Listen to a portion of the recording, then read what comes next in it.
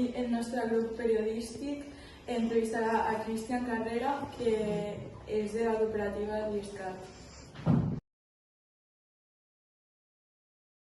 Doncs mira, l'ISCAT és un centre educatiu, perquè ens entenguem, i la cosa que el fa diferent és que és un centre educatiu en format cooperatiu.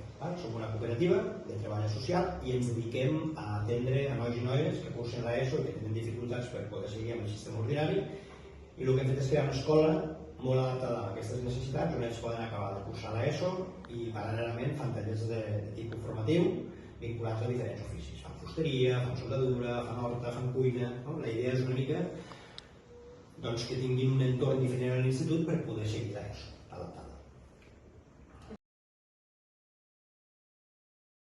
Mira, la principal diferència és que és un centre molt petitet, només per 35 alumnes.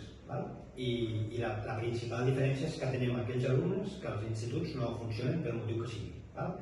Som una mica un centre molt especialitzat per intentar oferir una resposta educativa a aquells nois i noies que per qüestions d'absentisme, de retard d'aprenentatge, de trastorn de conducta a vegades, no acaben de funcionar. El que ens fa més diferents de qualsevol centre és que som petits, que som cooperativa i que ens dediquem a alumnes que normalment a l'institut no troben la resposta educativa apropiada a les seves necessitats.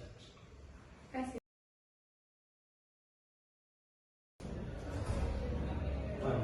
És una pregunta difícil de respondre, però nosaltres bàsicament el que sí que ens trobem moltes vegades és que molts dels nois i noies que ens arriben al nostre centre amb la sensació de que en altres entorns, als instituts en els que han estat, no s'ha arribat a comprendre quina és la seva situació personal real, que segurament s'amaga darrere de les situacions que fan que no funcionen.